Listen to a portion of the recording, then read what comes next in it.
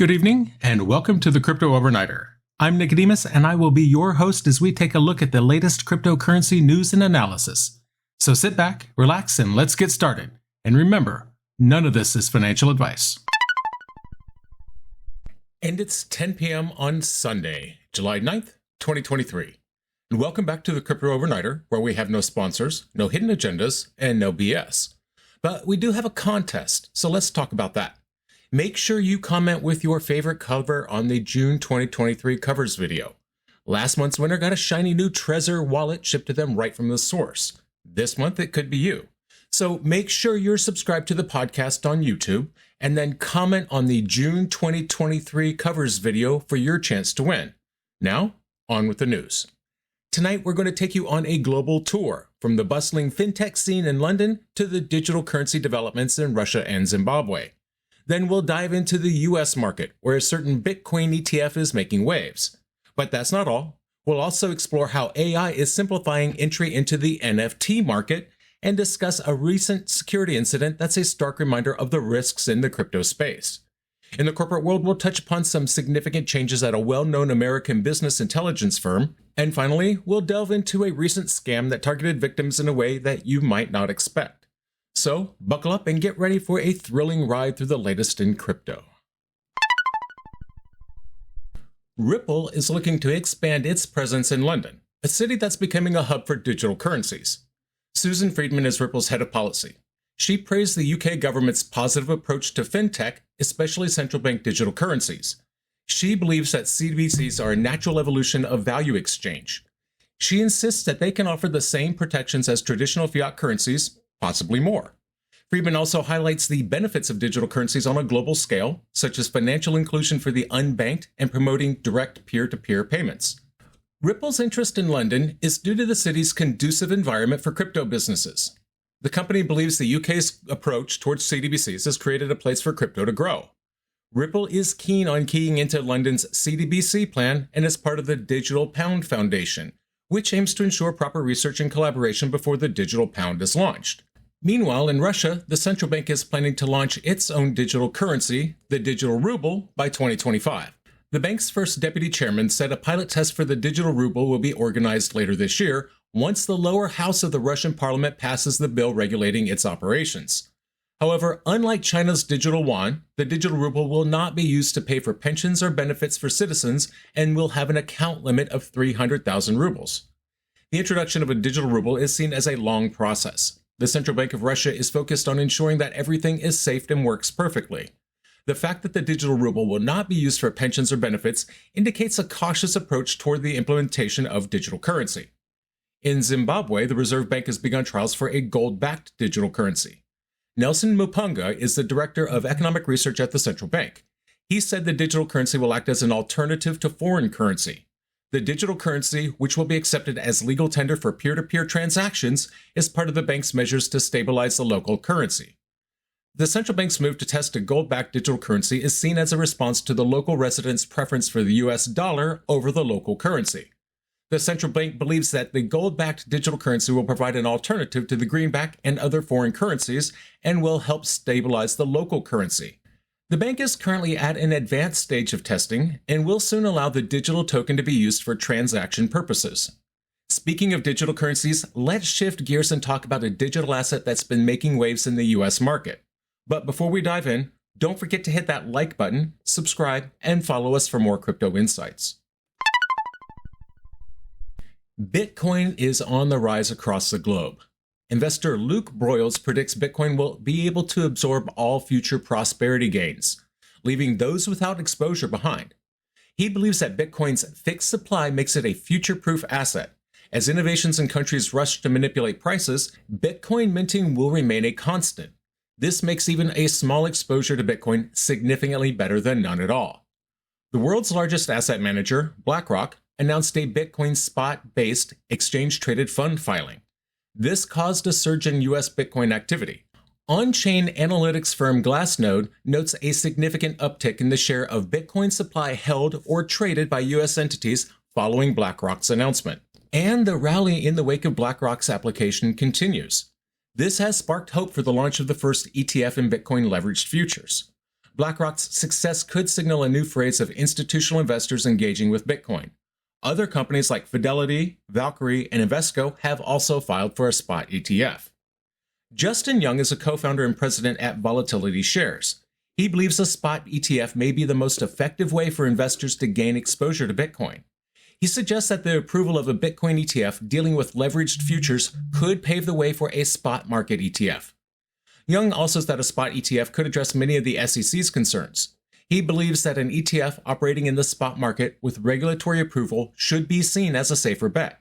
He also suggests that the regulated spot ETF could bring more stability to Bitcoin markets, reducing volatility and attracting more investors. The future of Bitcoin is promising, with the potential for significant growth and increased stability through the introduction of spot ETFs. From the world of Bitcoin, let's move to the realm of NFTs and AI. Solana Labs is developing artificial intelligence tools to help newcomers navigate the NFT market. These tools aim to guide potential buyers in choosing the NFT collection that best suits their individual needs. The NFT market has been in the news a lot lately, and not always for the best of reasons. Despite the negative press, Solana Labs believes that there are still many people interested in getting involved. To support these newcomers, they're creating an AI tool to help them make more informed decisions. Tal Chuela is the head of product at Solana Labs. They acknowledge that entering the NFT market can be challenging. There's a lot of data to consider, and it can be overwhelming for beginners. To address this, Solana Labs is developing an AI tool that will help users identify and purchase the NFTs that align with their interests and needs. Chuela believes that while some of the interest in NFTs is driven by hype, there's also a genuine connection that people are creating through these digital assets.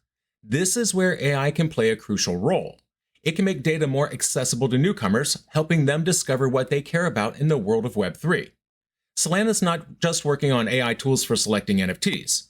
They're also developing applications that can help first-time NFT buyers identify trending collections and choose communities that match their profile. Chuela sees a growing interest in learning more about the space, especially from newcomers who want to understand who they want to associate with. While NFTs minted on the Solana blockchain are generally less valuable than those on Ethereum, Solana has been making strides in growing its ecosystem. In May, Solana added 6.7 million new digital wallet addresses, followed by another 3.3 million in June. In comparison, Ethereum added 2.3 million addresses in May and 2.5 million in June. Anatoly Yakovenko is Solana Labs' co-founder and CEO. He also discussed how AI could aid the development of Web3 and crypto. He believes AI will make Solana more usable and understandable. This belief was echoed when the blockchain company announced its release of the ChatGPT plugin in May. Solana Labs is leveraging AI to make the NFT market more accessible and understandable, especially for newcomers. This move could potentially change the landscape of the NFT market and make it more inclusive and user-friendly. While we're on the topic of security in the digital world, let's take a look at a recent incident that has raised some serious questions about online security in the crypto space. And remember, if you're finding our podcast helpful, don't forget to give a thumbs up and hit that subscribe button. And this is our cover story for the night. The Gutter Cat Gang is a popular NFT collection. Unfortunately, they recently fell victim to a SIM swap attack. The hackers managed to steal over $765,000 worth of NFTs. The official Twitter account of the Gutter Cat Gang was hijacked, along with the account of one of the co-founders. This incident was reported on Twitter by a user named Daniel Mason, who himself had been targeted by scammers using the Coinbase domain name. The fraudsters contacted Mason with a real phone number, triggered an email from a Coinbase.com domain, and sent a phishing text message directing him to a Coinbase subdomain URL. They even managed to verify Mason's address, social security number, and driver's license number. The scammer was well-spoken and a native English speaker.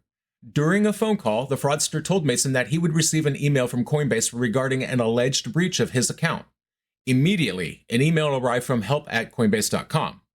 Mason's experience is one of many reported on social media involving security incidents with the crypto exchange. This incident raises serious questions about the security measures in place at Coinbase and other crypto exchanges. It's clear that scammers are becoming more sophisticated, using real domain names and personal information to trick users into revealing sensitive information. This incident is a stark reminder of the risks involved in the crypto space and the need for users to be vigilant about their online security. Now, Coinbase, for its part, has stated that it has extensive security resources dedicated to educating consumers about preventing phishing attacks and scams. They also work with international law enforcement to ensure that anyone scamming Coinbase customers is prosecuted to the fullest extent of the law. However, these incidents show that there is still a long way to go in ensuring the security of users' assets and personal information. This was a pretty sophisticated attack. Always be wary of unsolicited communications and never share sensitive information without verifying the source. From the importance of security, let's move to some corporate news in the crypto world. MicroStrategy is known for its significant Bitcoin investments, but the latest buzz is not about its Bitcoin holdings. The company's chief revenue officer, Kevin Adkisson, has stepped down from his role. He'd been with the company for nearly 7 years. His responsibilities have been taken over by Phong Le, the company's president and CEO. Adkisson will continue to be associated with the company in a non-executive officer role, providing advisory services during a transition period that hasn't been determined yet. The reasons behind Adkisson's departure aren't clear. He joined the company in October 2016 and held his recent position from January 2022. Adkisson's departure comes at a time when MicroStrategy has been making significant Bitcoin purchases. Last month, the company acquired 12,333 Bitcoin for $347 million in cash. With this recent acquisition, MicroStrategy's total Bitcoin holdings now stand at approximately 152,333 Bitcoin. MicroStrategy is the public company with the largest Bitcoin holdings, and by a significant margin. It has consistently expanded its cryptocurrency holdings by purchasing Bitcoin at various points over the past 2 years. During the crypto winter of 2022 to 2023, the company's Bitcoin investments faced significant turbulence due to the collapse of Luna and the bankruptcy of FTX. But now the company's entire Bitcoin investment is worth $4.728 billion, meaning the company is over $200 million in profit. After the substantial purchase, the trading of Bitcoin surged, reaching the $31,000 mark.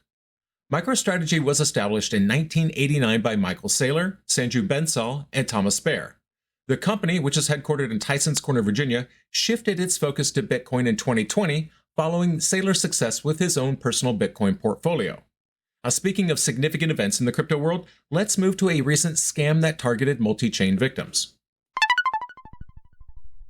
Tether and Circle froze over $65 million in assets linked to a suspected exploit of the cross-chain router protocol Multichain. This action followed large, unexplained outflows from the Multichain MPC bridge. The 3 addresses that received at least $63.2 million in USDC from Multichain are now frozen. More than $2.5 million in Tether had also been frozen from 2 addresses listed as multi-chain suspicious addresses. The Multichain's Phantom Bridge was exploited for nearly $130 million after an attack that drained assets from several bridges. The entirety of the project's wrapped Bitcoin, USDC, and Tether were nearly depleted. Not all tokens in the bridge were taken, and the assets weren't sold, which is unusual for such an attack. Multichain suspended its operations after the transfer of crypto assets worth millions of dollars took place. Over $125 million worth of cryptocurrencies were withdrawn from multiple wallets, affecting Multichain's Phantom Bridge, as well as Dogecoin, Moonriver, Kava, and Conflux's ecosystems. The cause of the abnormal transfer of assets remains unclear. Following the Multichain Protocol bridge exploit, bad actors tried to scam victims using phishing links that offered emergency airdrops. They specifically targeted victims of the Multichain hack, enticing them with promises of airdropping new tokens.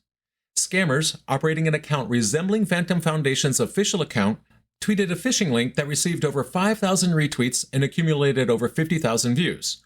However, whether the fraudulent airdrop announcement has affected or misled any users is unclear. The Multichain hack of July 7th was one of the biggest the industry has seen this year. Although Multichain has yet to provide information on how it was exploited, security experts have linked the incident to a private key compromise. According to Certic, $313.5 million was stolen from Web3 projects in the second quarter of this year, while $330 million was stolen in the first quarter. Data from DeFi Llama further shows that DeFi projects have lost $527.21 million this year. So what happened? All right, folks, let's quickly recap what we covered tonight. We started off with central bank digital currencies updates, where Ripple is expanding into London due to the UK's positive approach to fintech, Russia is planning to launch its digital ruble by 2025, and Zimbabwe is trialing a gold-backed digital currency. Then we moved on to the US market, where BlackRock's Bitcoin ETF filing has stirred up activity and sparked hope for the launch of the first ETF in Bitcoin leveraged futures. In the world of NFTs, Solana Labs is developing AI tools to help newcomers navigate the market, making it more accessible and user-friendly. We also discussed the unfortunate SIM-swap attack on the Gutter Cat gang, reminding us of the importance of vigilance and robust security measures in the crypto space. In corporate news, MicroStrategy's Chief Revenue Officer, Kevin Adkisson, stepped down amidst the company's significant Bitcoin investments. And finally, we covered the recent scam targeting multi-chain victims, with Tether and Circle freezing over $65 million in assets linked to a suspected exploit of the cross-chain router protocol Multichain. And that's going to do it for us tonight. I want to thank you, my listeners, because when you stop listening, I will stop talking. If you enjoyed tonight's show, then please like, follow, subscribe, leave a rating, or maybe a review. And in the meantime, we'll see you tomorrow night.